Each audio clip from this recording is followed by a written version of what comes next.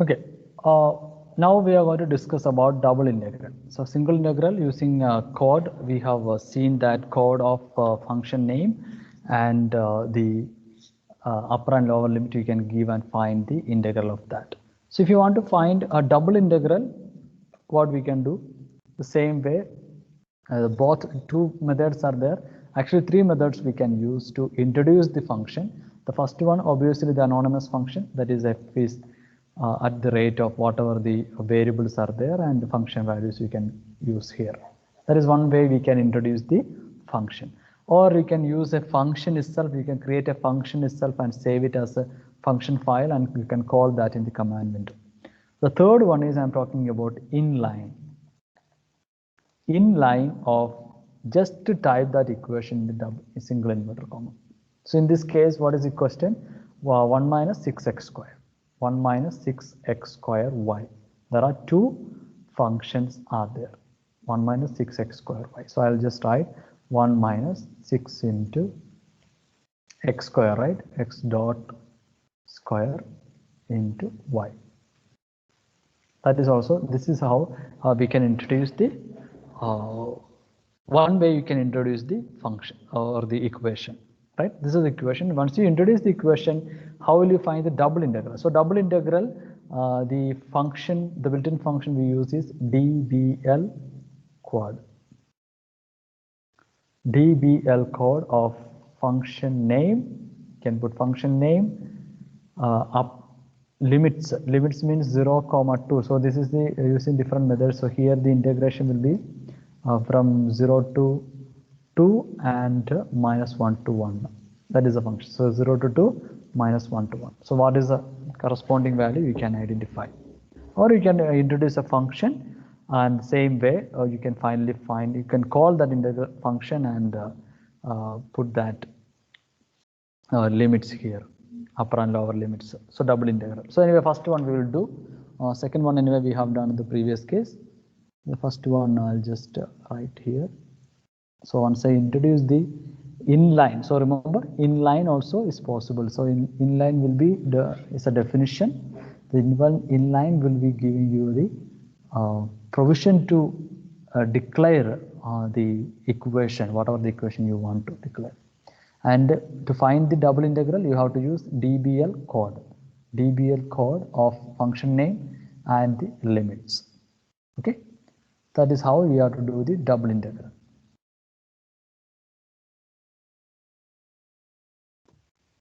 So now simple ODE equations, ordinary differential equation. There are so many methods available. ODE, simple ODEs there, ODE 23, ODE 34, so many ODEs are there. And even we can actually make a program for solving ODE also. But we are not going into that, because if you are really interested in that, then definitely you can go through some materials and see that how the program is created for finding the ordinary differential equations.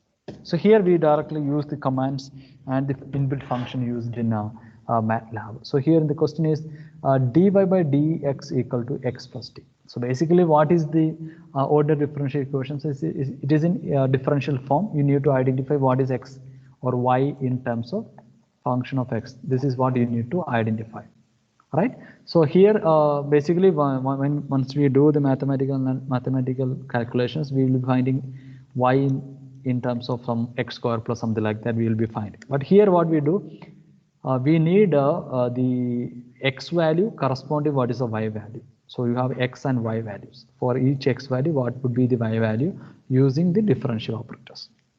So here we use a simple thing called ODE 23. So we just write it as ODE 23 is the inbuilt function used in MATLAB to solve the differential equation.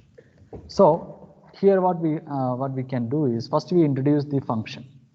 So what is function? Let's take y is equal to x plus t.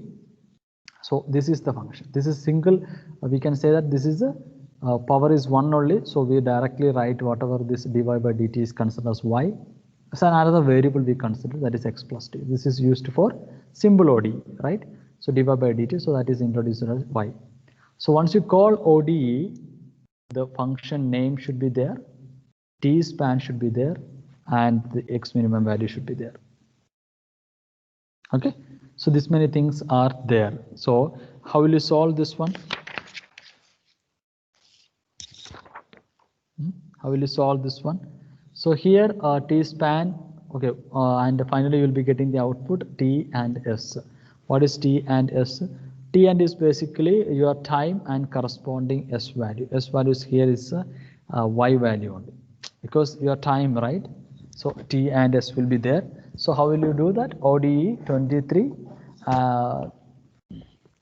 symbol ODE, T span, and T span and all we have to introduce. What is a T span you can introduce? Maybe you can introduce T span is equal to 0 to 2. 0 to 2 you can introduce, and the X value, minimum X value, we can introduce some value, maybe 0 itself we can introduce X value. So these are all things you have to define first. Okay, first you have to define all those things. Then we can, so because here you see that X plus T is there. Y is equal to X plus T. So this actually Y is nothing but the dy by dt, dy by dx, dy by dx. So here this will help us to identify the relation between the X and Y. Because for one X you will be having one Y value, but there is T is also there. So T is another constant. So T, we are taking some T value. Initial X initial also is there, X initial value. So you can give some X initial value, and like that we do, right? X initial will be there, and how much time step should be there to iterate that one to get the answer. So this is how we can solve the simple ODE.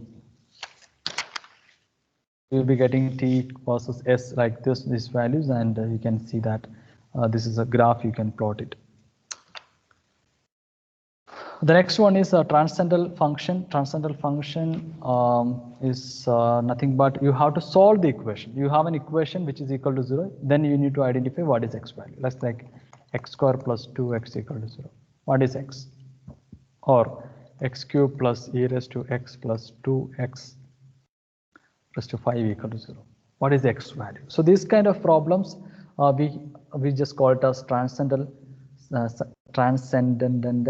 function. So this function, this is like complicated function. So how to find the X value for the solution? So in this particular case, this transcendental function is nothing but sin X minus e raised to X plus 5 equal to 0. Right? So here, first we have to introduce the equation. Either you can use the anonymous function, or you can use write a function file, or you can introduce as just inline. But inline always should be inside a single inverter, that is sin X minus e raised to X plus 5 equal to 0. Sorry, e raised to 5. And this is the equation, right? Now solution equal to F0, that is the inbuilt function. F0 of F comma 1.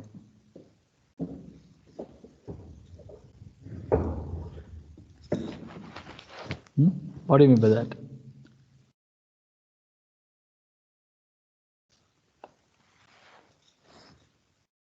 F0 of F comma 1. So this 1 actually gives you the initial guess. The initial guess is there, initial guess. So that initial guess I have taken as 1. Okay, so like that we can solve it and see the answer what you are getting. So you can take any initial guess. Sometimes the answer will be diverged, but most time it will be a proper answer only. So if I just type here, you'll be getting X solution is 1.7764. So you can just see there's not approximately same only, right? F0's F of 1 is actually when you do this one, you are getting this value. Iteration process, because the initial value assumption is 1. But if you substitute this value back into this equation, you should get 0, right? But you are getting 1.7764 minus, so it's almost approximately 0 only, right? So that is how we can solve the transcendental equation. So next one is solving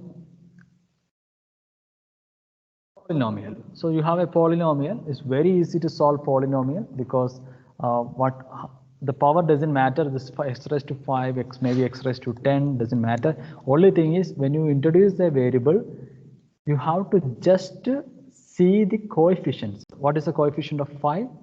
Okay, so here I'll just write the equation proper form, that is x raised to 5 plus 0 x raised to 4 minus 3x cube plus x square minus 9 equal to 0. Sorry, minus 9 x square plus 0x minus 9 equal to 0. So this coefficient is very important. So once you define a coefficient, c is equal to, first maximum is 5, the coefficient is 1, next one is 0, minus 3, 1, 0, minus 9. So this is all things, coefficient and the constant. If anything is missing out in between, that also you have to put it as 0. Then simply write roots of c. So that will give you the solution of polynomial. It's very easily you can identify the values. Okay, so like that you can just do it.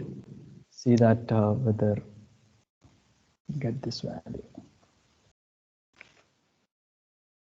You'll be getting roots. 5 roots are there, everything you will be getting here. I hope you understood. So it maybe x raised to 10 will be there, doesn't matter. Only thing is you have to make an array of the coefficients of each x value and the constant value, and write roots of c. You will be getting the solution of the polynomial. So go through this each problems, the answers also given, so that you can have a look at everything, and whatever we have discussed so far, everything has to be done, and you have to write everything on the record by one. Maybe you can give in section 1 what are things you did, section 2 what are things you did, like that you can make. I have already attached the format in your Teams. You can have a look at that, and based on that you can write it. So maybe you can write a small heading, maybe like this, finding root of polynomial. So under that, equations question, after that the command in MATLAB and the solution. So whatever I have shown here, the same way. So that's it. Next session I'll be discussing a little bit about bigger problems. We may not do that now, but anyway, next session. Just see the next session, and we'll see what we can do in the next session. Thank you, everyone.